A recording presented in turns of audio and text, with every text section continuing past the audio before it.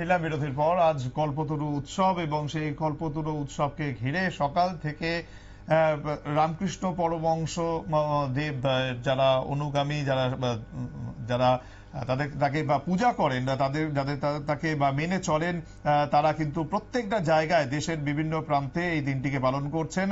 এই রাজ্যের যেটা শহর বা দক্ষিণাঞ্চলেও এই একই ছবি দেখতে পাওয়া গেল। ভক্তদের বিশেষ উপস্থিতিতে দিনভর চলল রামকৃষ্ণ দেবের বিভিন্ন সঙ্গীত অনুষ্ঠান, পাশাপাশি অনুষ্ঠিত হলো বিশেষ পূজার্চনা এবং পরবর্তীতে ভক্তদের মধ্যে ভোগ বিতরণও করা হলো।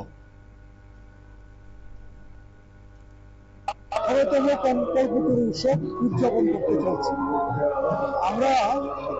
ঠাকুর শ্রী শ্রী রামকৃষ্ণ কল্পতরু উৎসব হয়েছিলেন 1886 খ্রিস্টাব্দ 1 জানুয়ারি। সে উপলক্ষে আমরা আজকে দীর্ঘদিন যাবৎ আমরা এখানে কল্পতরু উৎসব করি। সে ভগবানের কাছে এটি আমরা প্রার্থনা যে যে মনস্কামনা চায় তা ভগবান শ্রীরামকৃষ্ণ সেই তাদের মনস্কামনা পূরণ করে।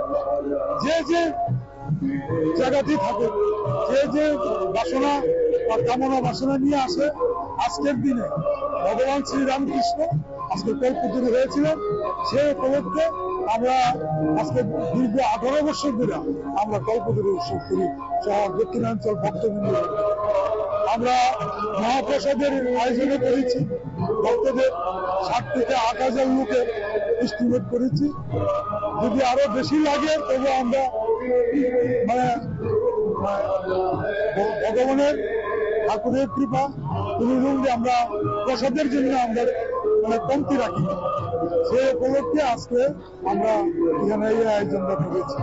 স্বামী বিবেকানন্দ পার্কে আমরা এখানে কল্পতরু উদযাপন করতে। আমার নাম বিমল চন্দ্র দাস, আমি কল্পতরু উৎসবের সেক্রেটারি। নমস্কার। শহর দক্ষিণাঞ্চলের যারা ভক্তবৃন্দ বা তাদেরকে নিয়েই ছিল এই অনুষ্ঠান এবং আজকে কিন্তু সমস্ত ভক্তরা সকাল থেকে এই নাম সংকীর্তনে অংশগ্রহণ করেন। সময় আরো একটি বিরতির, সঙ্গে থাকুন।